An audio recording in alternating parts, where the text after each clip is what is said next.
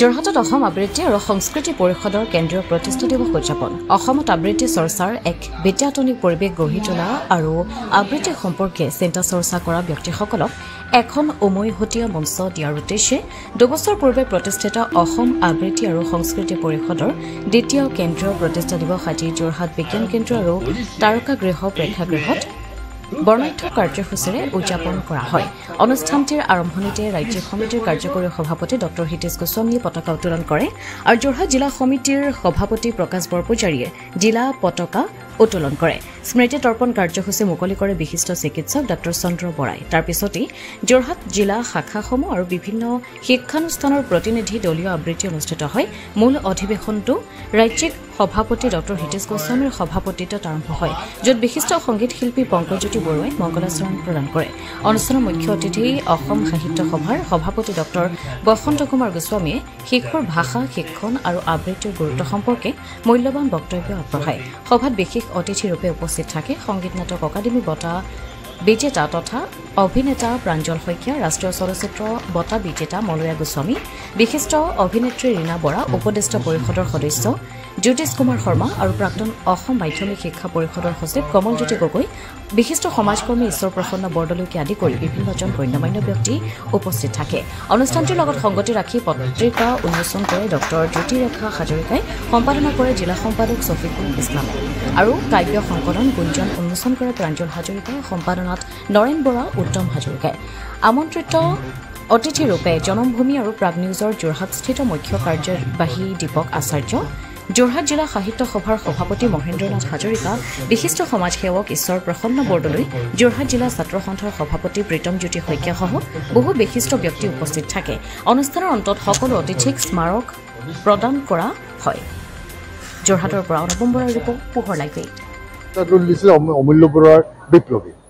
তাত এনেধৰণে তেখেতে 19 বছৰ বয়সত লিখিছিলে যে আমাৰ আছে মানুহৰ ওপৰত বিশ্বাস, আমাৰ আছে ভৱিষ্যতৰ সুস্থ ৰঙা সূৰ্যৰ পিনে চকু, বৰ্তমানৰ নিৰালম্ব নিৰাশক্তিৰ বিকৃত জঞ্জাল লৈ জীয়াৰ বুকুত আমাৰ দুৰু দুৰু স্পন্দমান অন্তৰতো আছে সতেজ ভৰসা। গেলা দুৰ্গন্ধ অস্বাস্থ্যকৰ হিংসুক পাৰিপাৰ্শ্বিকতাৰ ওপৰত নিৰ্ভৰ এই ভংগু পংগু নৰকেন্দ্ৰিত দেহৰ দুৰ্ভোগ আমি সংসাৰৰ গতিশীল শক্তিৰ পৰম তৃপ্তিত দিনে দিনে গংগা স্নান কৰি লভিছো মুক্তি, গঢ়িছো নিজৰ ৰূপ সমাজৰ বিশ্ব মানৱৰ সুগভীৰ দৃঢ় সভ্যতা।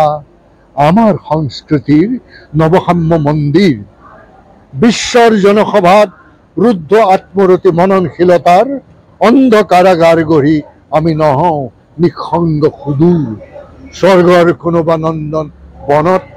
আমাৰ বাবে নাই মৃত্যুঞ্জয়ী অমৃতৰ গোপন ভাণ্ডাৰ। আমি মানুহ জাগতিক পঞ্চভূত জাত, আমাৰ দীপ্তিমান শৰীৰক লাগে নতুন মুকলি নীলা আকাশত হোৱা সূৰ্যোদয়ৰ আল্ট্ৰাভায়লেট ৰশ্মি, পুষ্টিসাধক অন্নৰ তৃপ্তিদায়ক ভৰা থাল।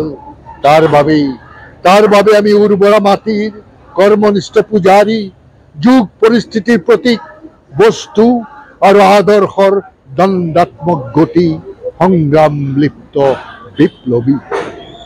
আবৃত্তিৰ কাৰণে ইয়াত সমল আছে, কিন্তু অমূল্য বৰাই 19 বছৰ বয়সত এই কবিতাটো আমাক দি থৈ গ'ল আৰু 24 বছৰ বয়সত তেওঁৰ কটা মৰাৰ হিন্দু মুছলিমৰ সংঘৰ্ষত কলিকতাত তেওঁৰ দেহাটো টুকুৰা টুকুৰ কৰি তাত এৰি থৈ আহিবলগীয়া হ'ল।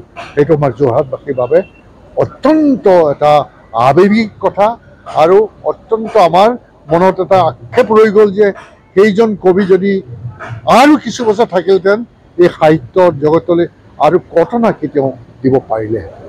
যে কবিতা আৰু অসম আবৃত্তি সংসদৰ ধ্বজাখন অনাগত দিনত আৰু সগৌৰৱে উৰি থাকক, তাৰ কাৰণে মই যোৰহাটৰ সন্তান হিচাপে এগৰাকী কলাকাৰ হিচাপে মই আশা কৰিম আৰু অসমৰ সমস্ত কবিতা ভাল পোৱা নাট্যপ্ৰেমী সমূহ প্ৰতিজনকে মই প্ৰাঞ্জল শইকীয়াই মোৰ হিয়াৰ নিবৃত কোণৰ পৰা মই শুভেচ্ছা জনাইছোঁ।